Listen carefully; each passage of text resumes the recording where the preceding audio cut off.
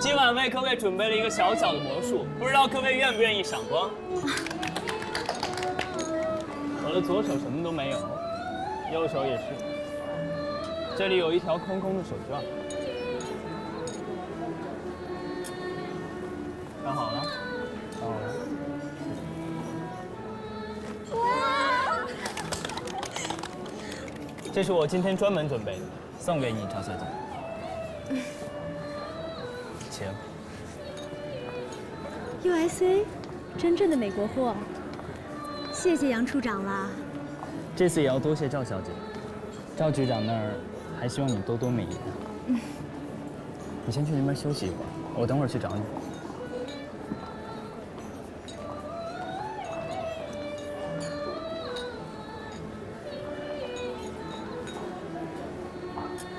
Hello。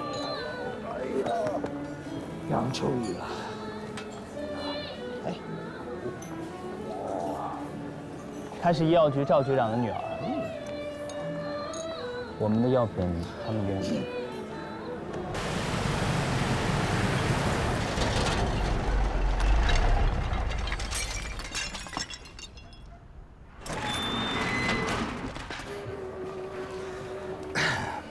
我们那批药品他们愿意照单全收，而且用黄金支付。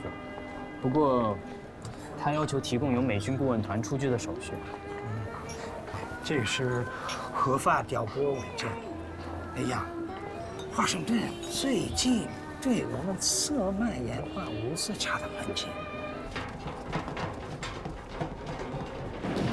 哎，我给你介绍一个新朋友。哎。亲爱的刘，hello， 哎，请允许我来介绍一下，这位是杨秋雨中校，保密局县站站长刘国瑞先生。长官好。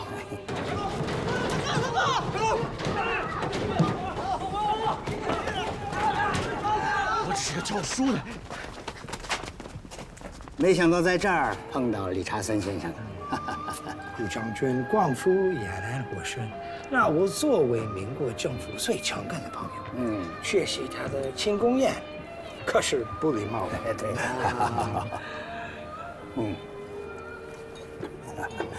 杨秋雨，是长官，中央陆军军官学校第18期生源，现任军需补给区备服处处长。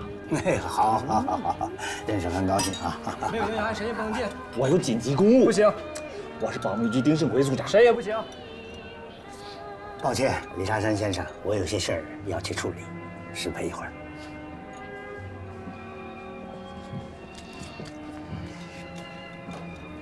站长，发现一个共党的腰斩，扒了他。Cheers。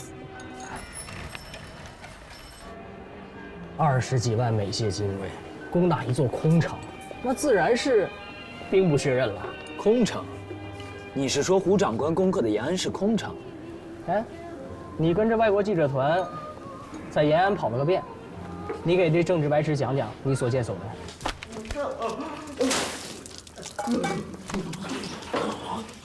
姓名？你要不能喝就少喝点啊。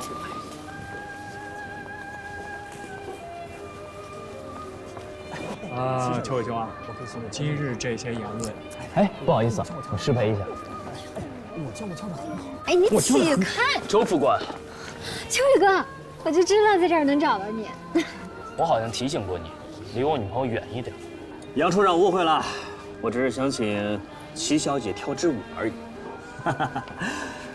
你们跳，你们跳。有一个人你也许认识，他也姓朱，从小父母双亡，跟着他姐姐一起长大。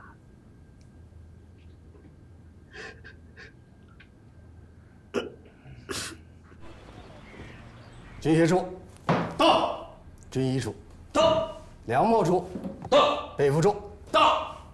你们几个留下，其他的散会。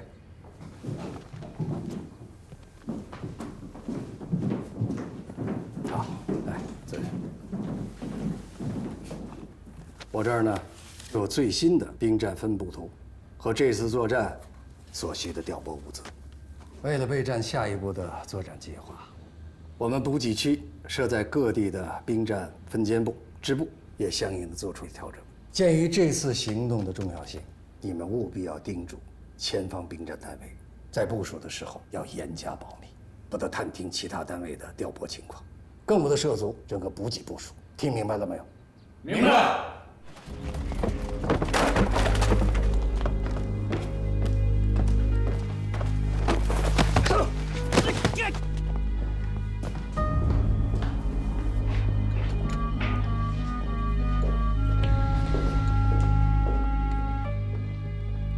走，别动！别动！再给我打死你！走，别动！再给我打死你！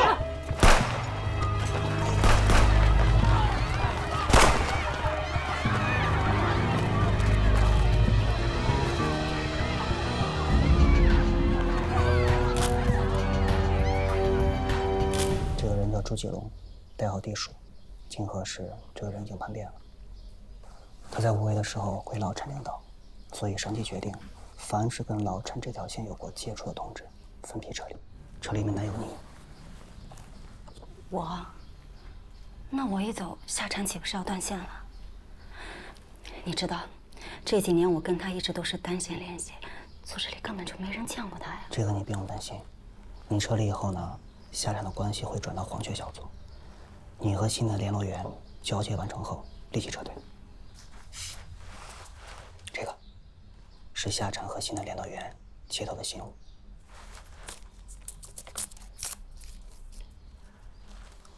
转交给他们。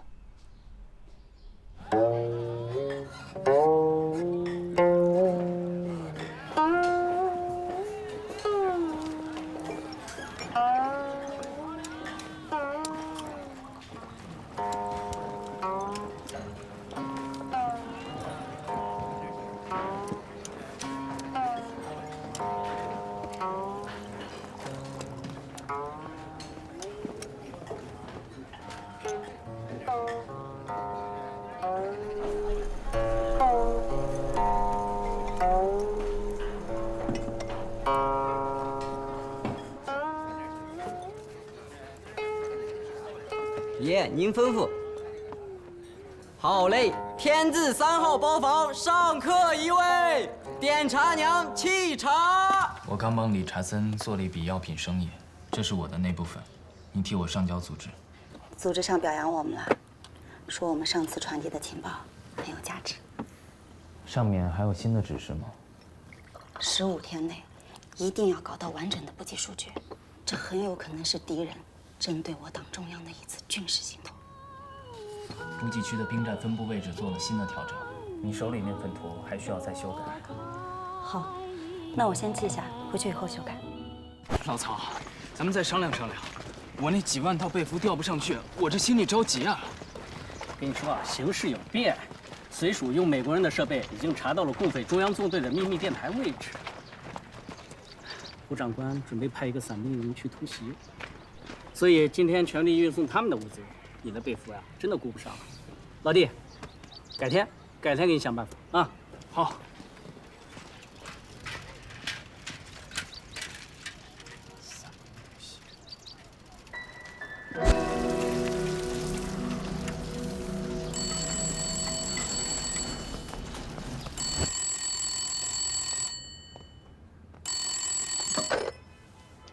喂。你是梅若华的保人吗？啊，是。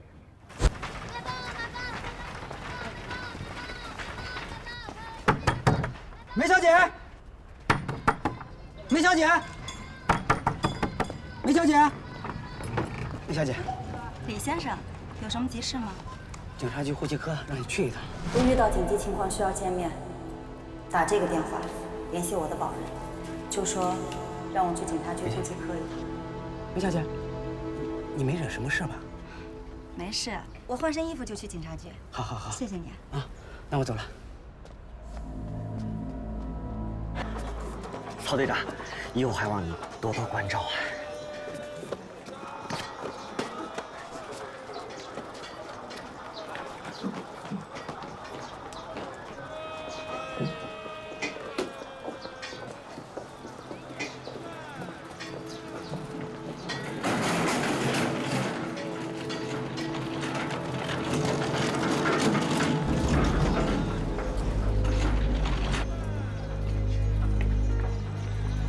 什么时候发现的？刚买烟的时候，曹队长已经跟上去了。能学人吗？几年前武威的区委会议，当时我为他们做的外围保护，这女的就是参会人员。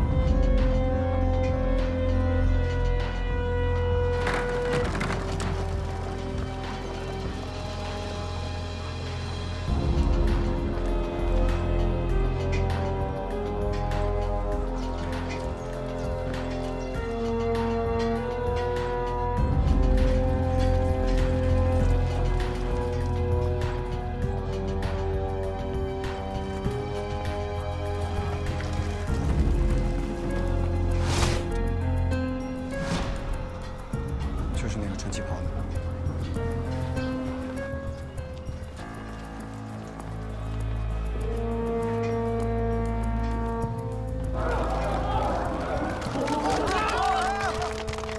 看看6年功夫啊，将您从4号16好啊，来给他掌声！好，三教九流，5行8路，什么是风买卖，什么是燕买卖？ 风马燕去，放秧提锄，横滚来鱼，金皮彩挂。好，等跟他接头人来了再动手，控制周围，你进去。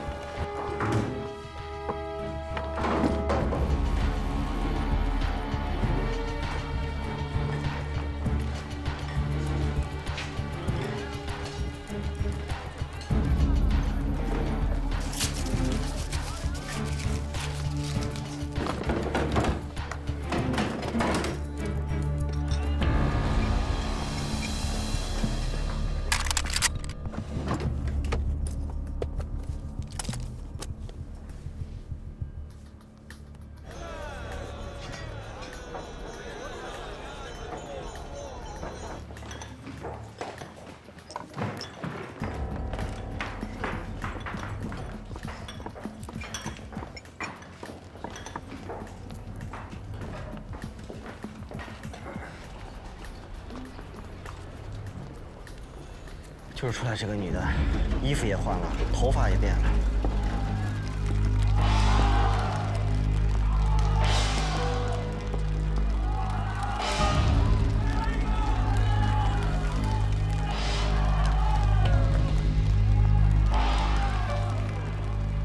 他要跑，动手抓人。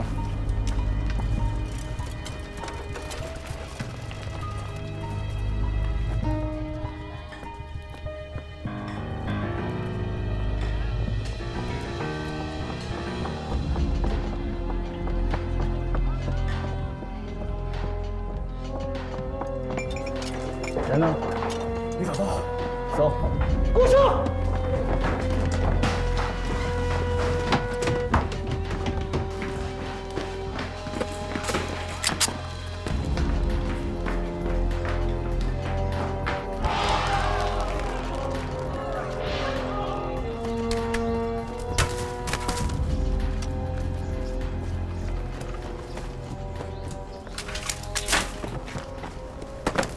人呢？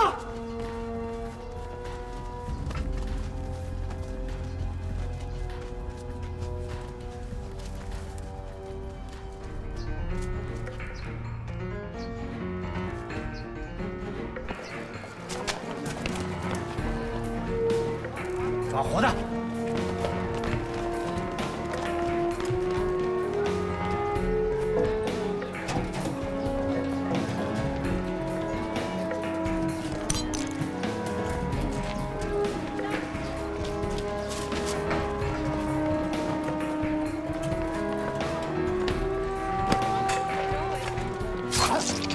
杀人了！啊！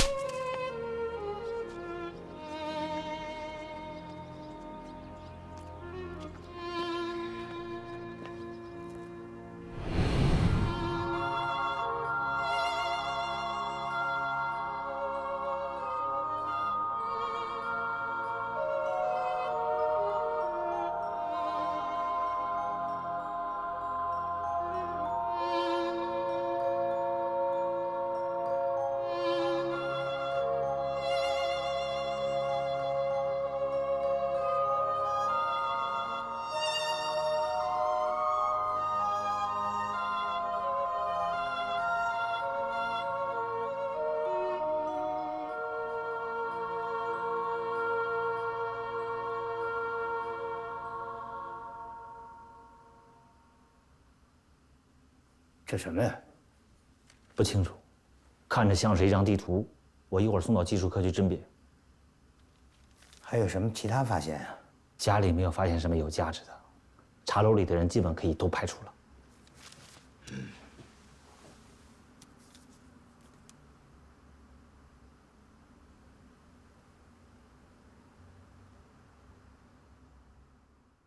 西溪茶楼是梅若华和夏蝉单独的联络点，组织内除了你我和夏蝉以外，没有任何人知道。梅若华同志已经牺牲了。我现在最担心的就是夏蝉拿到情报以后会冒险再返回西溪茶楼接关系。老范，留意茶楼附近的情况，万一有不测，不惜一切代价要保障夏蝉的安全。我马上派人安排。我听说你和美国领事馆的专员理查森先生私交甚好，是吗？啊，哎，你别这么紧张嘛！啊，来，坐。据说这个理查森先生也是美军顾问团的成员。是。是这样啊。咱们胡长官啊，准备将整编28师空运到榆林，还要在无定河、黄河之间做一个空中测量，因此申请了一批美元物资。可是这帮美国佬啊，就是迟迟不予调拨，啊，这可愁死我们胡长官了。哎，你看，能不能请这个理查森先生帮我们催一催这批物资？司令，理查森这个人眼里只有利益，如果要他帮忙，进庙拜佛这件事儿我也懂，啊，不过你放心，这个事情我会给你特权。补给区最近在大量转运军需物资，抽不出多余运力来调我们的货。如果把我们的货夹在这批美元物资里的话，我们就能享受优先运输的特权了。好，我会通知他。呀，这批货交易时一定要小心。如果出了事儿，不仅我兜不住，就算南京顾问团的那些将军们，他们都得会得酒放尿。你放心吧，我心里有数。这份是你的，这份给顾问团那些朋友。我喜欢跟你合作，因为你像兄弟一样慷慨。补给区最近在大量调运空军汽油，我觉得会有大批的飞机飞来西安。你看能不能利用这个机会，再运些货过来？你的消息之后了，昨晚三兵侦察部队按照计划出动，却扑了个空。共产党的情报系统真是无孔不入啊！老孙，这次你要再抢，就太不地道了啊！是啊，老孙，轮也该轮到我们了呀！意思啊？什么意思？唐师，都别吵。王司令手令，从今天开始全力抢运美元物资。你们有什么看法？去找配服处的杨秋雨，他负责这事啊。哎，老宋。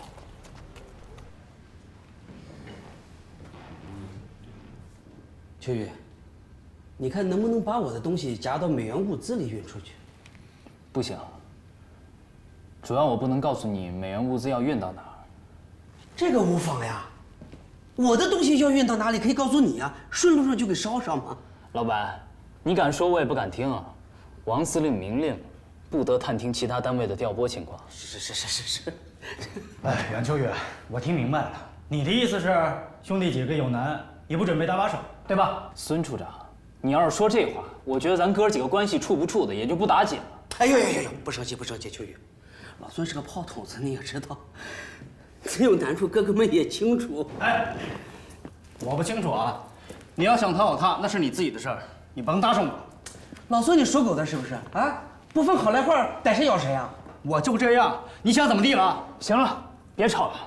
我知道老孙说的是气话，算了。你看看人家秋雨，你看看人家秋雨的胸怀，你再看看你，我怎么了？啊？哎，姓白的，你是用人朝前，不是用人朝后是吧？你求着我去警察局捞你小舅子的时候，你为啥不这样跟我说话呢？你要是说这话，那你妹妹去医院当护士是不是我办的？你闭嘴！你再多说一句，信不信我抽你？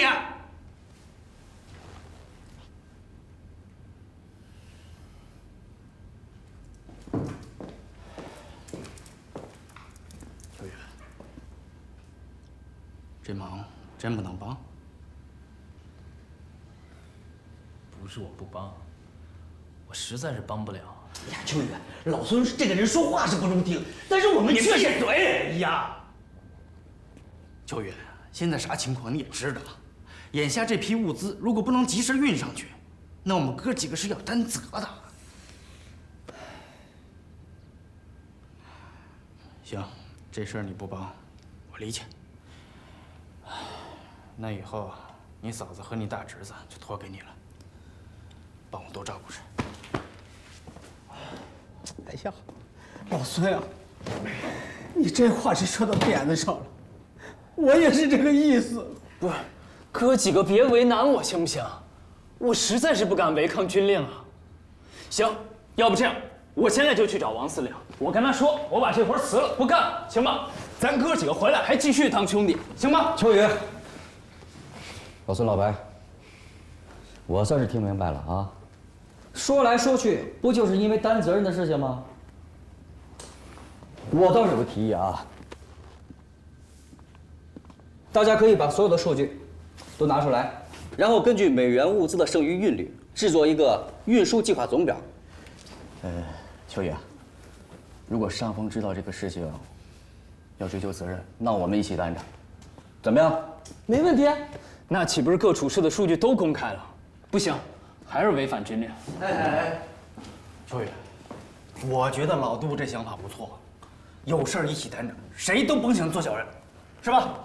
我赞同。所谓法不责众。但是咱们有言在先，必须以抢运美元物资为主。你们各位掌管的物资，只能是顺带着，否则秋雨万不敢答应。各位，我们现在准备做的是有一定风险的事情，为了避免我们之间产生无端的猜忌，最大程度保证数据不外泄，我想先定几条规矩。我赞同。可以。无规矩不成方圆嘛，是不是？这些资料都是军事机密，所以在汇总期间，人可以离开休息，但所有资料和演算草稿必须留在这间屋里。等运输总表汇总出来以后，各处室只能抄录自己每日的可运量，不得涉及其他处室。抄录完成以后，演算草稿和总表必须销毁。好啊，哎，好啊，也可略为我等违抗军令的愧疚。哎，好，哎，我没意见，我也没意见，我也没意见。哎，各位，杜某不才，有个小小的请求，我年龄大了，记忆力不好，总表能不能给我弄个备份？你们放心，等完成运输，我马上销毁。这个不太好吧？主要这件事关系太大。哎，秋雨，小节上过于纠缠会伤及情感的。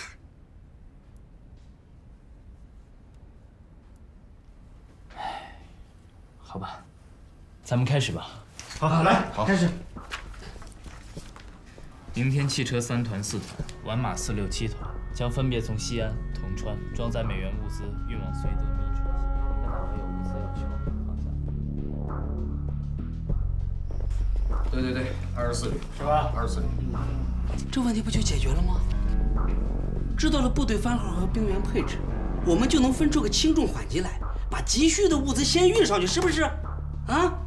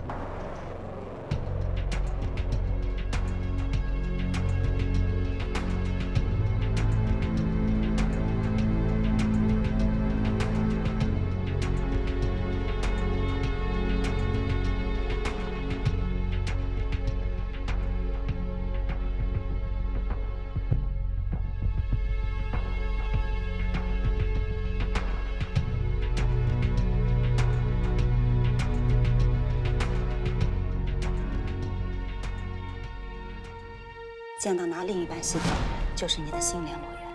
街头暗号是：你知不知道有没有哪个好点的剧院有名角演出？答案不知道，我从来不看戏。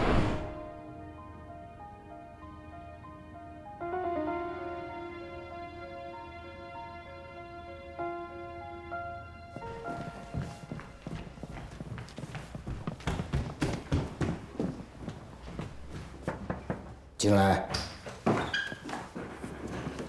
站长，技术科的监控结果出来了，有新线索。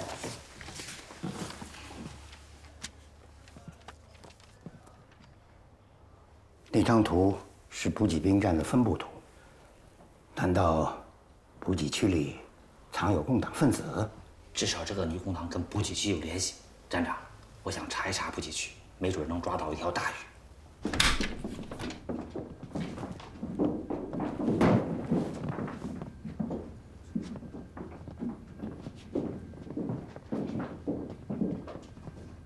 我来介绍一下，这位是保密局西安站行动3组组长丁胜奎中校。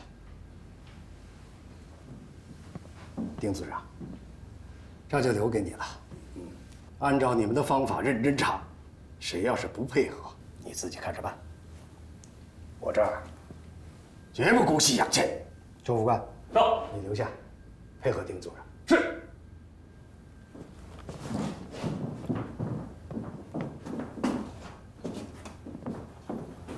各位，走。我知道各位都是党国的股肱之臣，也是王司令的左膀右臂，在下职责所限，不得不让各位暂时留在这里配合调查。得罪啊！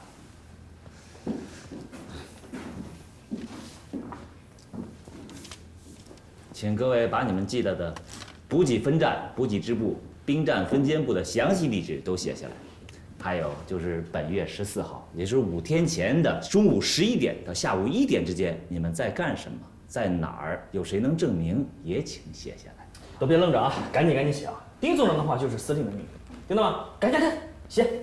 哎，对了，王司令说过，你们手里有一张调整过的兵站分布图，现在在哪里呢？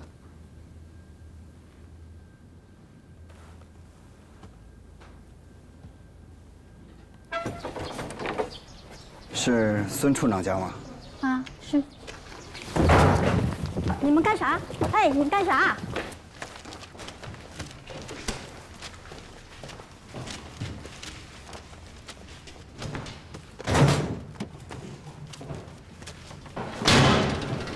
杏花村里有家园。 孙处长，孙处长，在你家里和办公室都没找到那份分布图。丁组长，请你去解释一下。不可能啊！我确实放家里了。带走！哎，这是干啥？放开！你他妈谁呀？你敢碰我？我他妈谁放开！你他妈配合！你他妈敢碰我？放开我！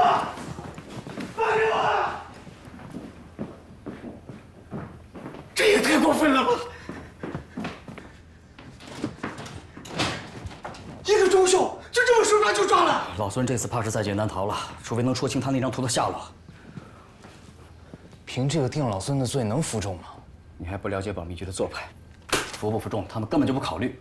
对共党，他们从来都是宁肯错杀1000，也绝不放过1个。呀，想要离开其实也不是没有办法。 只要咱们找出那个共党就可以走，或者是咱们推出一个共党，也可以。推一个。至于人选，还都是个现成的。你是说我们只认老孙？怎么样？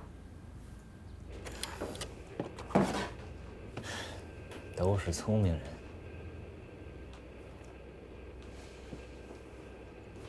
杰龙。 这几个人有熟悉的吗？没有，之前都没有见过。哎，周副官，哎，这几个处长平时关系怎么样？秋雨，说句不该说的，讲义气也得分时候，在这个铁轨上，该放的就得放下，啊，自保第一。我不是想保老孙，我也没那个本事。我是担心保密局根本就不信我们的话，他们吃的就是抓共党这碗饭，咱们这些小伎俩，怕是根本就瞒不过他们。哎呀，秋雨，人不为己，天诛地灭。我觉得老孙的保密局真就是共产党，要不然他那张图纸怎么就不见了呢？可是咱们这么做，相当于是误导保密局办案，这罪名太大了。不行，我还是得再想想。哎呀，那还有什么可想的呢？这还想什么呢？老白，哎，别劝了，就让秋雨好好想想吧啊，他能想通的。哎，再这么待下去就没自由喽。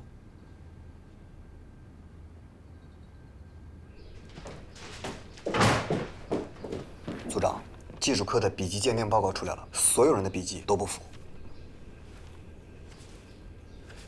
有意思，看来我们碰上高手了。姓孙那儿问出什么了吗？咱们要不要动刑？咱们保密局办案的什么时候瞻前顾后了？去查查这个姓杜的，短短2年时间，竟然换了3个单位。至于孙处长嘛，就交给周副官去审了。丁组长，卑职定不辜负您的希望，我这就去。周副官，别急，不在这一时半会儿。周副官，有意愿到保密局做事吗？当然愿意了。丁组长，补给区这些人都是王八蛋，别看平时对我还行，但骨子里都瞧不起我。好了，爱发牢骚的男人是不会有长进的。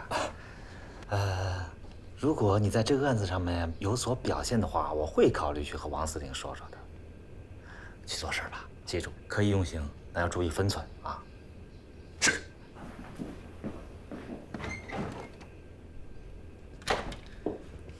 组长，抓捕女共党那天，这几个人的活动跟他们的供述都有些出入。啊！很有骨气嘛，越来越像共党了啊！姓周的，我告诉你，老子不是共党。不是。我告诉你，就算你不是共党，我也要把你变成共党。也就是说，你14号那天一直喝酒喝到下午，然后就宿醉回了家。陪同的人就是你给曹队长那张名单，对吧，白处长？对。杨处长，以你对白处长的了解，你觉得他说的话有几分可信？丁组长，闭嘴！我让谁说话，谁才有资格说话。我只给各位一次解释的机会，慎重，想好了再说话。杨处长，白处长这个人吧，怎么说呢？虽然胆小怕事儿，但他知道你们在调查什么。我认为他不敢撒谎，我相信他说的话。杜处长，你也是这么看吗？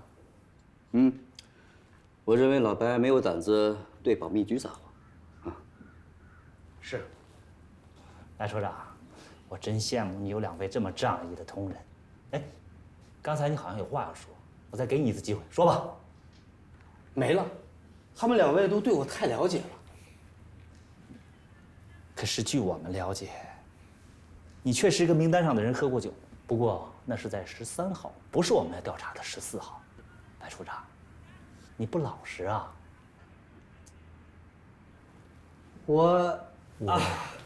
我替你说，你14号去了西岐茶楼，跟一个女共党接了头，还袭击了保密局的密探，你就是共党分子。哎呦，没有，我怎么能是共产党呢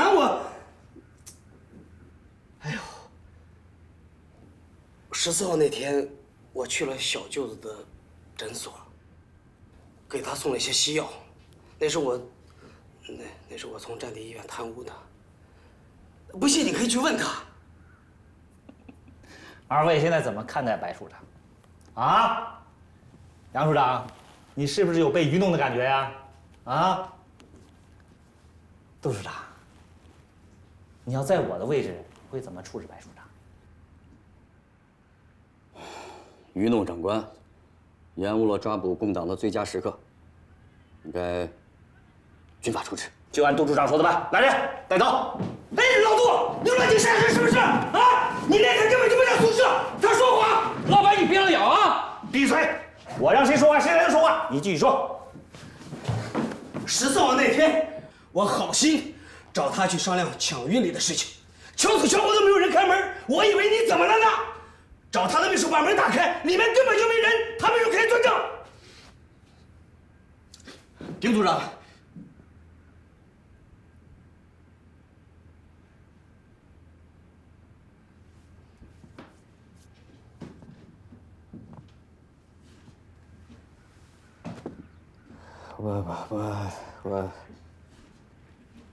我在外面养了个女的，那天就是给她庆祝生日去了。你要是不信，我可以给你地址，你派人去查就知道了。哎，各位，这不是一个能见得人的事儿，别让嫂子知道了。麻烦你们给我保个密。白处长，来，坐。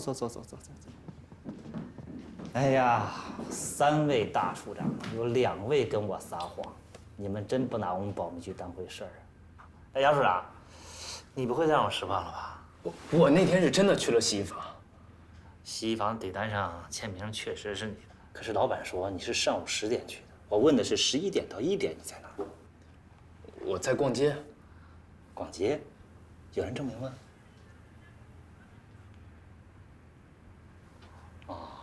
窦处长，还是老问题，你要处在我的位置，你会怎么处置杨处长呢？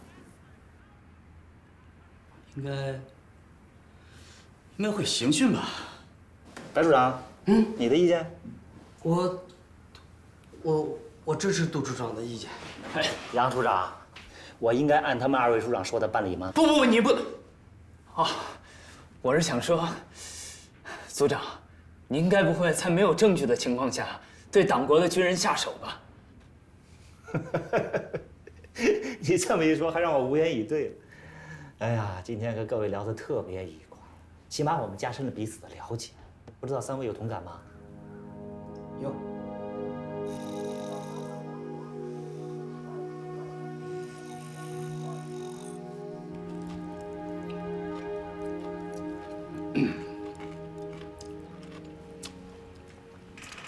秋雨，昨天实在对不住了，那个丁组长那个架势实在是太……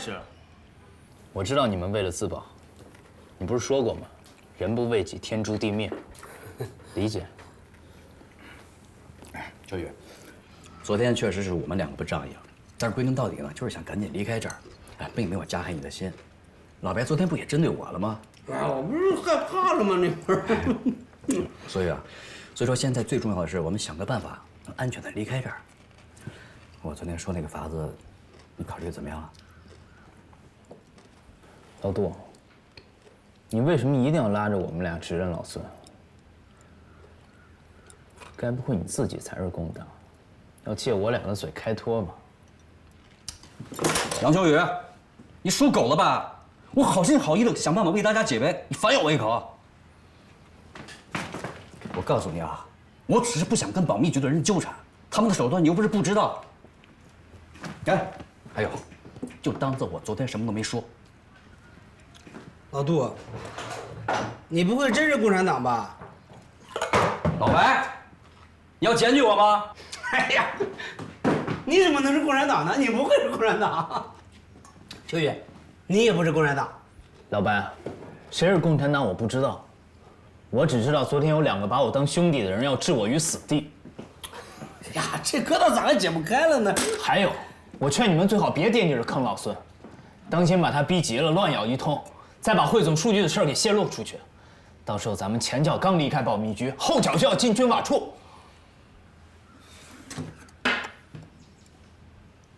组长就是高明，这才刚刚是个开始，好戏还在后头呢。 这个姓杜的底细查清了吗？还没有。不过此人的履历有改动的痕迹。这个人绝非善类，盯死他！我也觉得他嫌疑最大。那姓白的啥也不是，那姓杨的也就长得像个人。现在下结论还为时过早，也许我们看到都是表象。组长，汇总数据的事情查清楚了，他们几个17到19号凑在一起汇总了一份运输计划总表。组长，这个事情有猫腻。 王司令强调过，为这次作战提供的补给数据要严格保密。可他们之间搞了个汇总，这样的话各处室之间的数据就都公开了，这违反军令的。什么作战？是胡长官近期要与共军作战，王司令为了保密，要求各处室之间不得有业务交叉，以防有人掌握完整的补给数据。数据和作战之间有什么关系？之前我听王司令说过，完整的补给数据加上兵站分布图，如果落到了懂军事人的手里，那么就能判断出我军的兵力部署和行军路线，甚至是作战计划。难道共军的目标是这次的作战计划？那不对啊！那姓梅的女共党14号就死了，他们17号才汇总，这两件事儿完全挂不上啊！组长，会不会还有其他的共党分子潜藏在补给区？有道理啊，老孙有可能就是共党的另一条线。他那个图，老孙要是共党的话，交出援助后就应该跟着跑了，继续留在补给区就是找死。周副官，分析案情不要夹杂个人的情感啊！是。不过根据周副官所说，分布图只有配上了数据才有用，而这个女共党手里只有图而没有数据，这里呢恰恰就在汇总数据，这绝不是个巧合。我认为这个女共党在西齐哈罗的主要任务就是等待数据，她的最终目标就是作战计划。至于时间上的误差，一是这个女共党死亡是个意外，二是因为王司令的严令，使汇总数据的难度增加了。那照此推算，这数据应该还没送出去。组长，您看接下来该怎么办？其他人对做这份计划是什么态度？都赞成。当时大家都很着急，就怕不能按期完成任务，会贻误战机。他们当时堵在我办公室门口，我是被逼着同意的。杨处长是反对的。其实当时我也觉得有些不妥。是杜处长提议的。真的不是我，那是大家一起商议出来的。你是想包庇他吗？我没这个意思啊。现在这份总表在谁手里？杜处长。杜处长。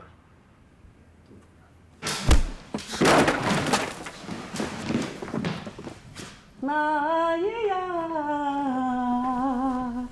那咿呀！混账东西，竟然违反军令！要是丁组长及时发现，你们将会成为党国的罪人。还不谢过丁组长？谢谢丁组长。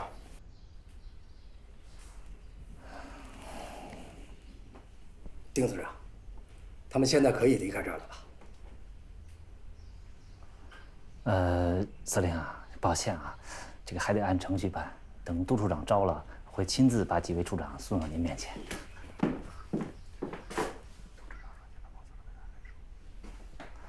司令，估计还得劳烦您一趟。杜处长招了，但他一定要见了您的面才肯说。快起来！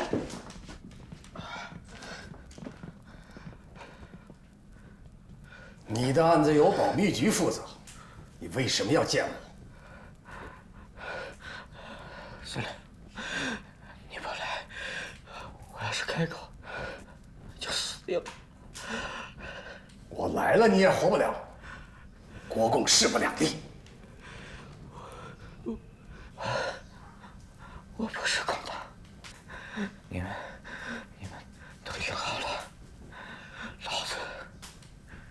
老子是党统局的人。司令，党统局和保密局是同是友，你不来，我他娘的不敢说。丁组长，果真如此的话，那杜处长的身份可就不一样了。我只能要求停止审讯。不能再这么被动的等下去了。派几个人到普济区搞对一下，吸引下产出现。山西汉城。丁组长特意让厨房给你们做了2碗油泼面，多吃点啊。兄弟，东西掉了。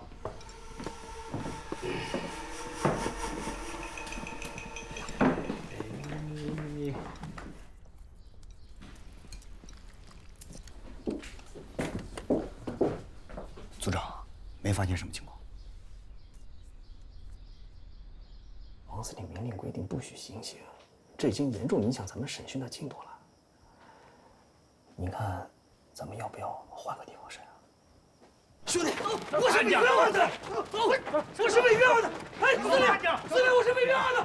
司令，我不想去保密区，司令为我做主啊，司令。司令，我冒昧的问一句，这次抢运美元物资是谁主导的？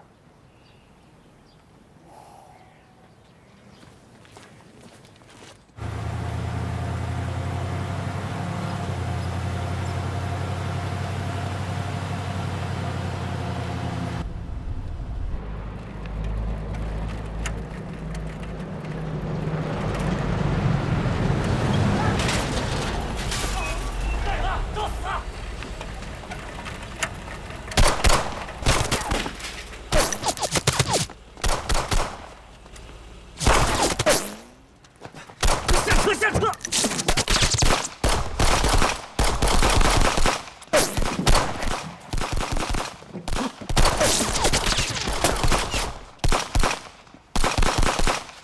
苏市长，朋友，疯了你！干什么？黑黄金！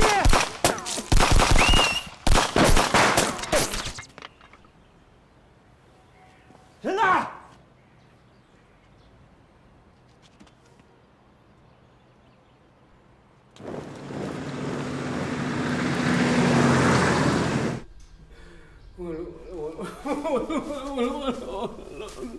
老杜，完了！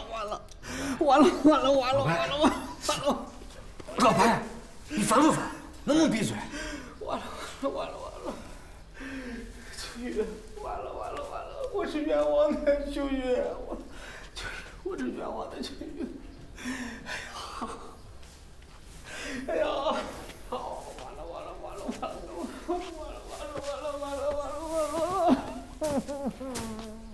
共党这次行动应该是除奸而非营救。朱继龙的死不好向举座汇报啊。他这个人最看重的是影响。如果我们连投诚的人都保护不了，谁还敢投靠我们？卑职失职。好了，这些我来处理吧。案子有头绪了吗？我怀疑杨秋雨，据我调查，他经办的抢运美元物资是引发这次数据汇总的主要原因，但是细查又毫无实据。这个人我有印象，他和美国领馆的专员理查森有些交情。若无实证，不要轻举妄动，免得不好收场。卑职明白。老范，你也派几个人去寻找下寨，不然这样太被动了。抢运是理查森提出来的，这些王司令最清楚。理查森这么做又能得到什么利益呢？丁组长，我不明白你在说什么。你很明白我说的是什么？你算准了，只要打乱原来的运输计划，各业务处室一定会找你汇总，否则就会以贻误战机的罪名被送上军事法庭。所以，你策划了这次抢运，目的是为了得到完整的补给数据，进而推演出整个作战计划。你就是我们要找的那个共党分子。放屁！汇总数据的事我一直是拒绝的，毁掉演算草稿和总表也是我提出来的。我要是共党，怎么会把已经到手的情报给毁掉呢？丁组长，不要以为到了保密局你就一手遮天了。为了交差，连作战计划都编出来了。可以理解，被人戳穿的滋味真的是不好受哈。杨处长，你真是心思缜密呀！布局的时候把退路都想好了是吧？不过你别忘了，再狡猾的猎物也斗不过优秀的猎手。丁组长不必在这跟我打禅机。我杨某虽人微言轻，但绝不会令人摆布。想让我当替罪羊可以，拿出证据来，否则一切免谈。定力也不错。你真是一个聪明人。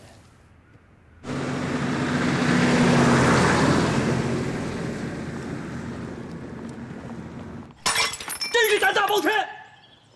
保密局是他去的地方吗？他说保密局有个姓周的副官会帮他，想让我陪他去，可是我害怕，就不敢去。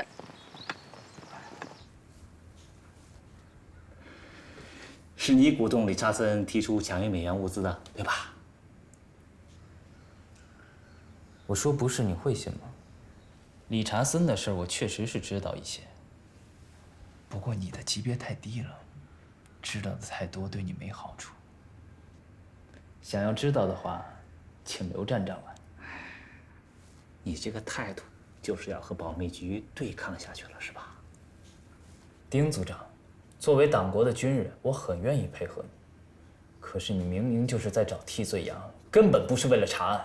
我话已经说得很明白了，想要知道理查森的事儿，请刘站长来。你要说我是共党，请你拿出证据。证据会有的，我有的是时间和耐心找证据，但你未必拖得起。丁组长，我觉得我们这场谈话没必要再进行下去了。来人，送杨处长去休息。是。如果我没有猜错的话，你的情报应该还没有送出去。好好休息，好好休息啊！杨秋雨犯了多大的罪啊？啊，他活不了多久了。我不一样啊，我很快就调到保密局工作了，未来我的前途一定会超过你。闭嘴！我不想听你说这些。你要是不帮忙，我现在就走。哎，月如，月如，我真的很喜欢你，我肯定比杨秋雨对你好。让开！哎，月如，你让月如，你听我说，你先别。秦月如，你什么时候不动我的心了？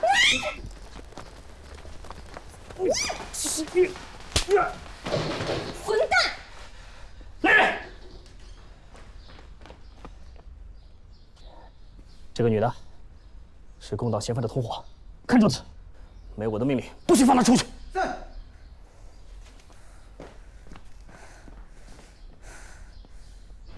哦，局座，但是齐凯文是国大代表，立刻给我放人。是，明白。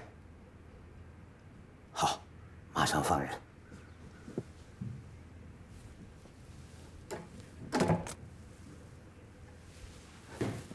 齐老啊，些许小事，哪值得齐老惊动赵院长啊？对你来说，兴许是小事，可对老朽来说是天大的事啊！是这，我想给女儿担保，不知刘站长给不给这个颜面？哎呦，齐老啊，这话可折煞国瑞了。盛奎，是。去带去请齐小姐过来。我一起去。主要带路，你把齐小姐关哪儿了？把她关在我宿舍了。什么？刘国瑞，我女儿有个好歹的话，我跟你不死不休。这样。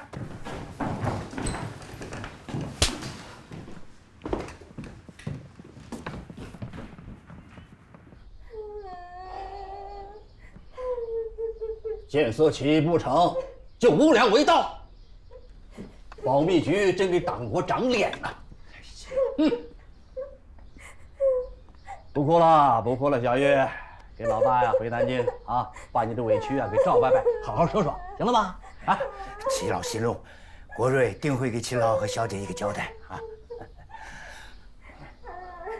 周耀，赶紧来，给齐小姐道歉。你混蛋你！下来，下来，齐小姐，对不起，是我色迷了狗胆，冒犯了你，对不起，对不起。是啊，给老妈回家吧，啊！不，我不走，见不到秋雨哥我就不走。让我见秋雨哥，不然我就去南京告你们。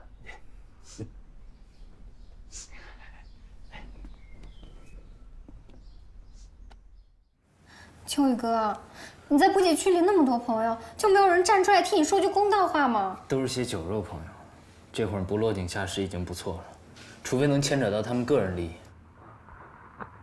月如，干嘛？我想你了。秋雨哥，你别再……我想你了。这杨秋雨，花花公子啊，没准是他掩盖自己的手段呢。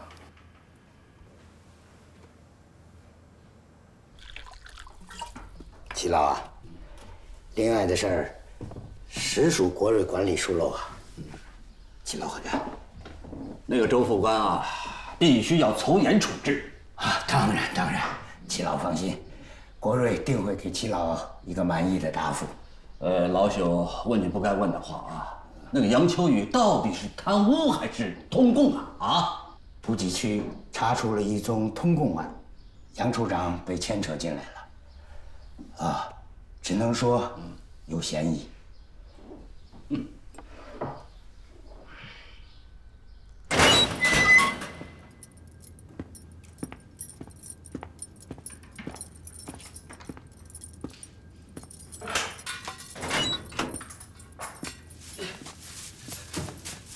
组长，救救我呀！啊，救救我！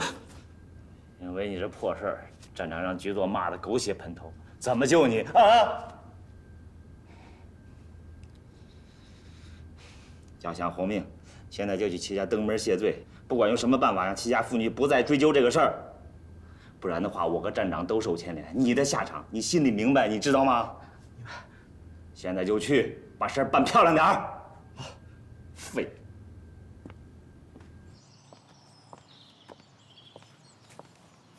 小姐，我向秋雨赔罪了。那天我该死！行了，我要是真铁了心对付你，就不会出来见你了。齐老大，你以为我父亲会跟你这种小人计较吗？若不是怕传出去有辱名声，我也不会在这儿跟你废话。带上你东西滚吧。谢谢。哎，等等，把这包点心带给秋雨哥。我可警告你，我父亲马上就会去南京托人搭救秋雨哥。若是你敢私下里虐待他，我会杀了你的。不敢问，你放心，我一定尽心照顾好杨处长。这些钱你拿着，每隔2天去德茂宫给秋雨哥买些点心，剩下的归你了。不用，我有。拿着。不想再跟你这种人有什么瓜葛了。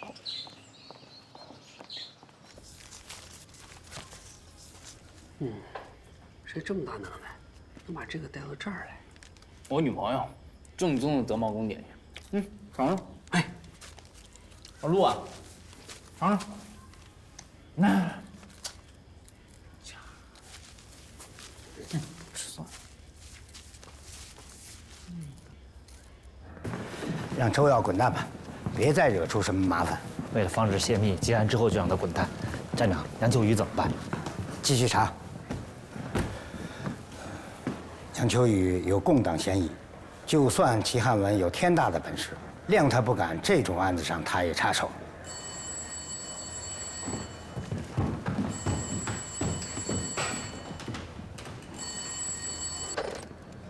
喂。哦，胡长官啊，是有个杨秋雨，美国人。胡长官，是，卑职不敢，坚决执行命令。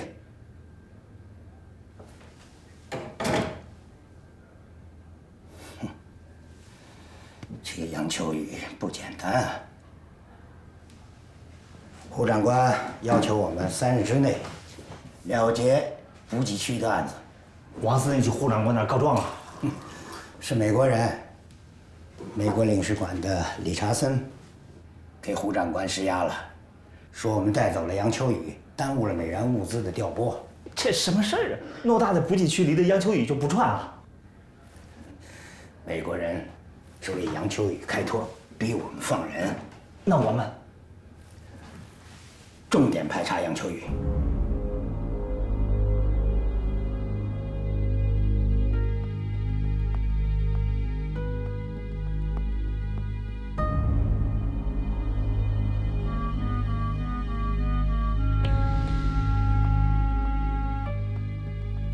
你他妈说不说了，杨秋雨？我告诉你，把你吃了，赶紧给我说出来，别他妈逼老子对你动刑！赶紧给我说，说不说？我们俩人特别冤呀，对不对？我们把酒都烧了。是不是？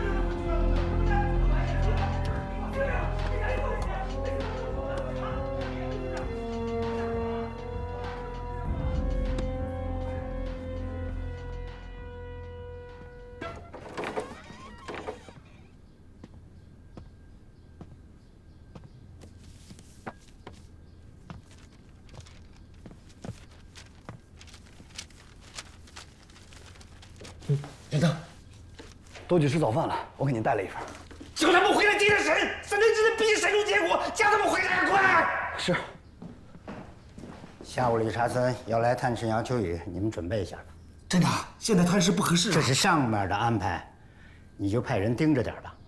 还有啊，你们得抓紧时间。刚才胡长官又打来电话催问案情了。局座那边？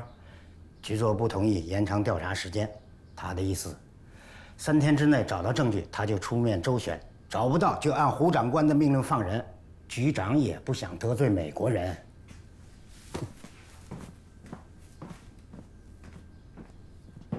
组长，啥手段？啥手段？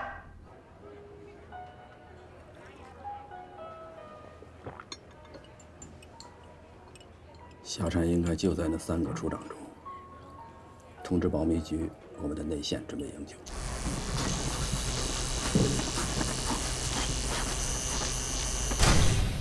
说，你是不是共产党？丁组长，你心乱了。跟老子说点有用的，抢于美元物资是不是你策划的？是我找的理查森。让他给王司令打电话。目的呢？我想控制最近这段时间补给区的运输力量。然后呢？逼迫各处室找你汇总数据，你得到完整的补给数据，对不对？那只是意外。意外？你们还有什么目的？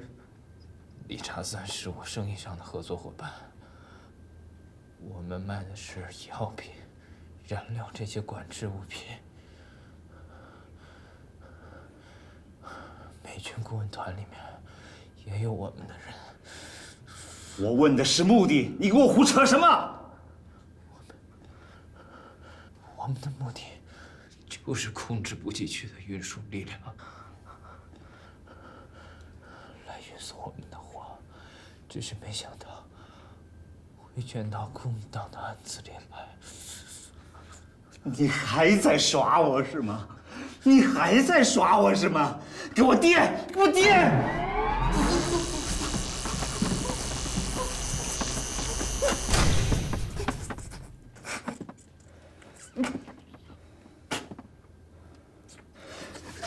杨秋雨，别再给我耍花招了，那样只会让你更受罪。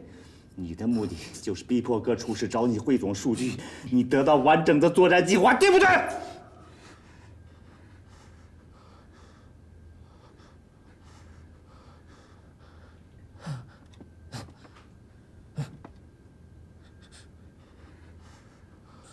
你不懂，就别在这装了。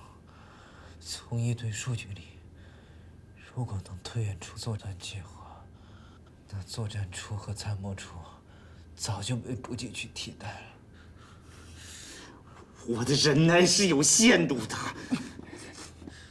你别吓唬我，我知道你在这儿有掌握生死的权利，但是我背后有美国人，除非你找到我是空党的证据，否则你不敢杀我。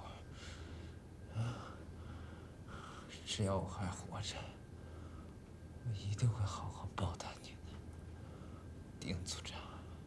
你在威胁我？我敢对你用刑，我就不怕你报复。整个补给区只有你们4个看到了新的分布图，现在只有你和老白有嫌疑。你不会告诉我老白那个草包是共产党吧？谁告诉你只有我们4个能看到？谁给你保证的？我们只是手里有图，机关里那些参谋、秘书都有大把的机会看到这张图，包括作战计划，他们都有机会看到。你就是把我当软柿子捏了，故意要给我扣一个推演作战计划的罪名。理查森说，我明天就能出去，还有什么招数？来啊！来啊！别走啊！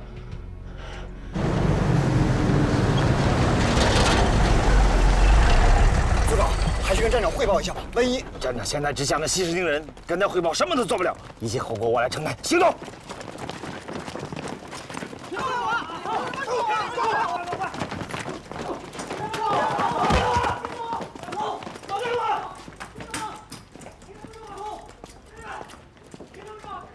保密局又抓了10几个补给区的人，现在下沉的处境很危险。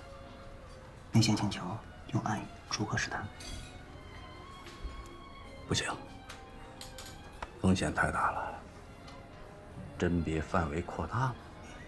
看来夏蝉脱壳了，通知内线的同志暂停一切行动。这次出去开会，我碰见了侯书记，他向我们透露了夏家那些消息。夏蝉是顾雪岩的儿子。顾雪岩？没想到他的儿子竟然也成了我们的王牌情报员。老范，我琢磨了一下，能不能利用这个信息找到夏蝉。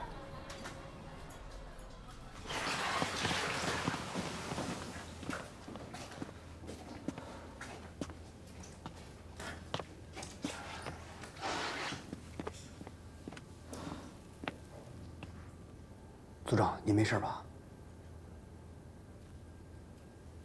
我明白了，我着了杨秋雨的道了。他就是想让我把事态扩大到我控制不了的地步，他好脱身。他说的对，我心乱了，我去找站长请罪。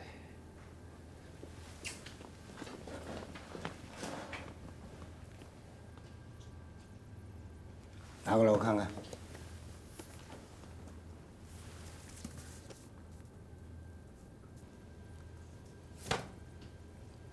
机会我给你了，你就拿这群废纸来诱我！把那个姓杜的罪名给我定下来。案子办成这样，绝不能让党通局看我们笑话。组长，还有一个人可能接触到作战计划和兵站分布图。周耀，他是王司令副官，应该有机会。他人呢？昨天中午说出去买东西，就再没见人了。失踪了？他的办公室、家里、宿舍都找了吗？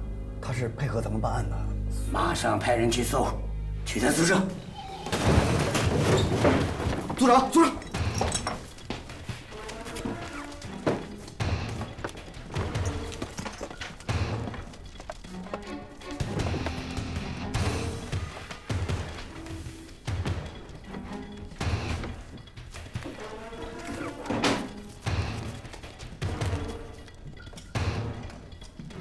站长，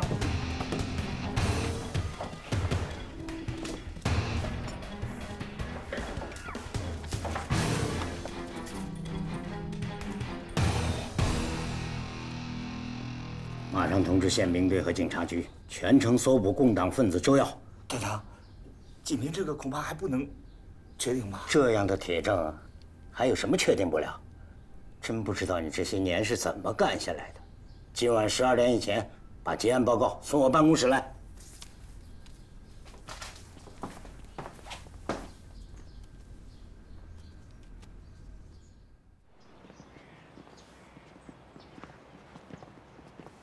王司令先行，2位处长我会派人送回去。好。张处长，这里请。秋雨何德何能？劳烦丁组长亲自开门。这是一个胜利者应得的荣誉，这一局丁某输了。同为党国效力，何谈输赢？我会盯死你的，不管你掩藏的多么完美，也改变不了你是一个共党的事实。丁组长总是空口无凭，不过秋雨愿意随时奉陪。再有机会交手，我不会让杨处长失望的。来日方长。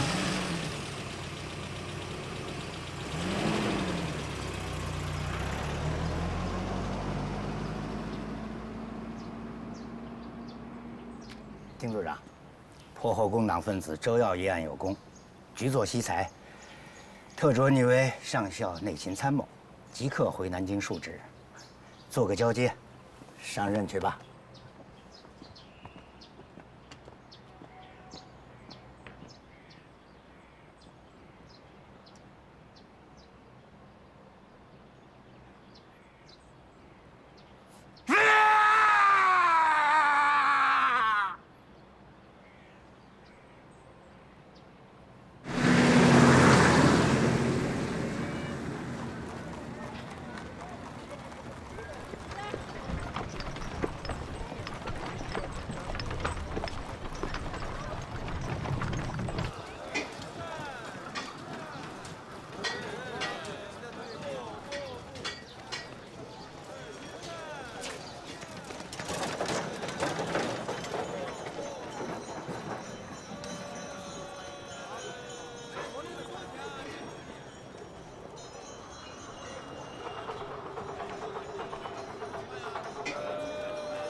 您好，伙计，听说咱们这儿收购药材下蝉蜕壳，我手里刚好有批存货。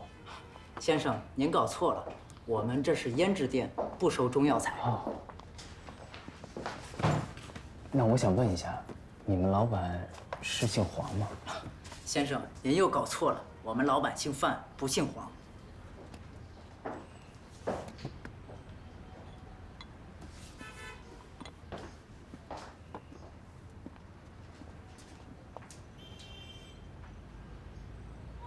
无疑了，我好像看到了已经牺牲的顾雪岩同志。我要亲自出面接他回家。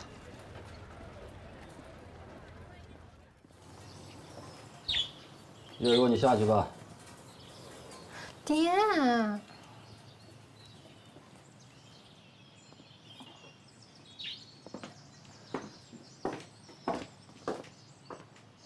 听小女说你们两个是好朋友啊？是伯父。杨处长，你不要紧张啊，我也是过来的人了。我不反对青年男女在一起交往走动。伯父，您叫我秋雨就好了。听你那口音，你不像个么陕西人啊。秋雨是江南苏镇人。江南苏镇，哎呦，那个是好地方啊。伯父可曾去过？哎呀，那是多少年前的事了。我清楚地记得啊，那有青石板铺成的小街，两边呢有好多木屋。小街的尽头是一座石拱桥，桥旁边有一个老的银杏树，下面呢还有一个老屋，屋顶的瓦片里长着一株株的屋檐花，挺漂亮的。那是不是一家豆花坊？那是我姥姥开的。哦，对，我要没记错的话，应该是李氏豆花吧？是顾记豆花。全镇就那么一家豆花店，伯父大概是记错了。是我记错了，是顾记豆花坊。看来咱们两个很有渊源呀。来，喝茶来。你出生在民国11年间的中秋节后，那时候正是南方的秋雨季节，故名秋雨。来，喝茶。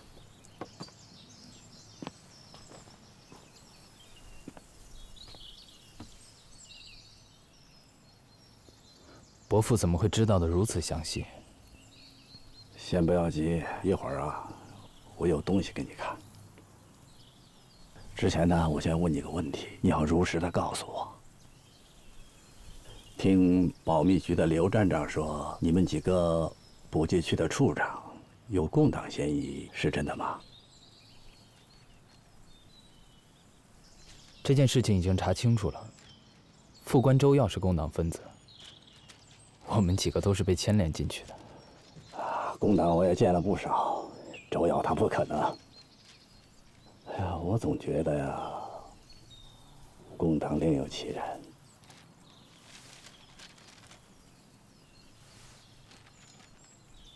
你是不是共产党？嗯？伯父，我怎么会是共党？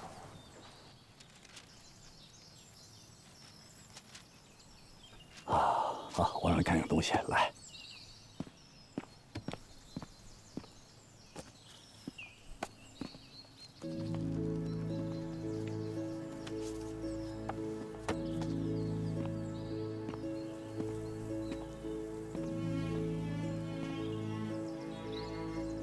你仔细看看这张照片。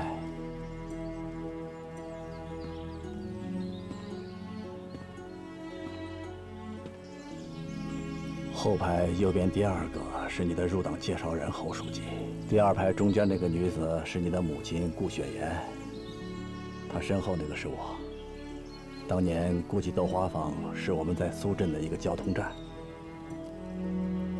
你母亲和我还有侯书记，我们是一个小组的战友。在你6岁那年，你母亲为了养活我和侯书记牺牲了。所以伯父您是？你知道不知道哪儿有一个好点的剧院，有您角演出？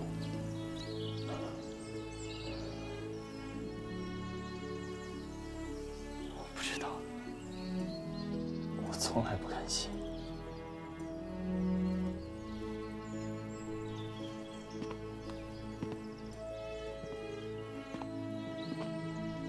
我是黄雀，我代表组织欢迎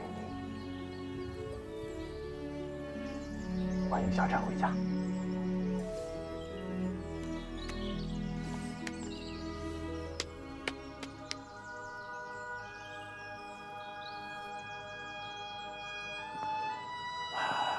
梅若华是个好同志啊，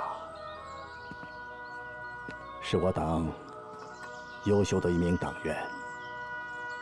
他完成了自己的使命，我也会向组织汇报的。说说你吧，你是如何投婚的？还有，周耀手里那半张戏票到底怎么回事？多亏了月如的帮忙。月如？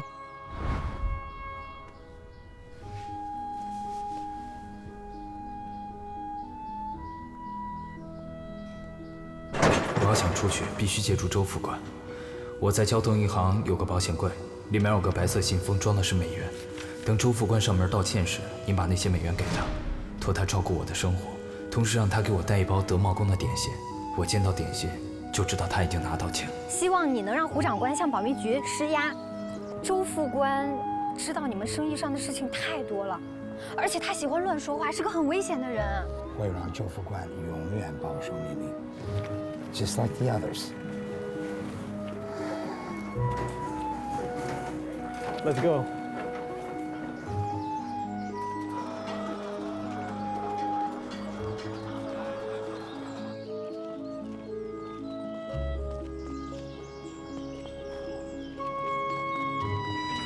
你干什么？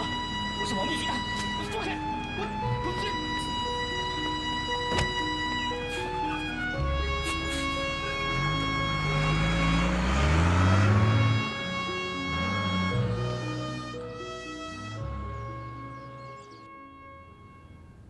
我英勇的西北野战兵团，遵照毛泽东主席和党中央的部署，在人民群众的支持下，先后取得清化边、养马河、盘龙镇3战3捷的胜利，粉碎了国民党反动派对我陕北根据地的重点进攻，稳定了陕北战局，有效地策应了全国其他战场，为夺取西北战场的最后胜利奠定了基础。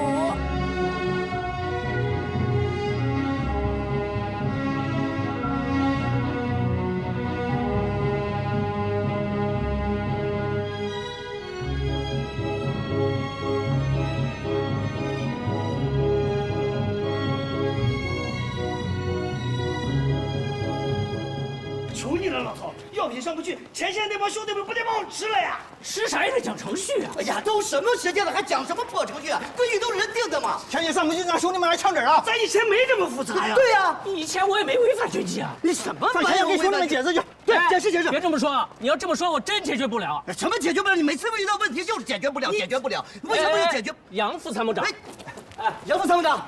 杨副参谋长，杨副参谋长，这几个瘟神啊，我真是没办法。谁瘟神了？这物资运输的事情已经耽误2天了，谁也没办法担这个责任嘛。行，对呀，都别吵，这事我来解决。曹处长，战时程序一切从简。哎，那司令那边怎么交代？所有后果我来承担。行，什么解决了？杨副参谋长啊，杨副参谋，哎，杨副参谋长，司令那边你看。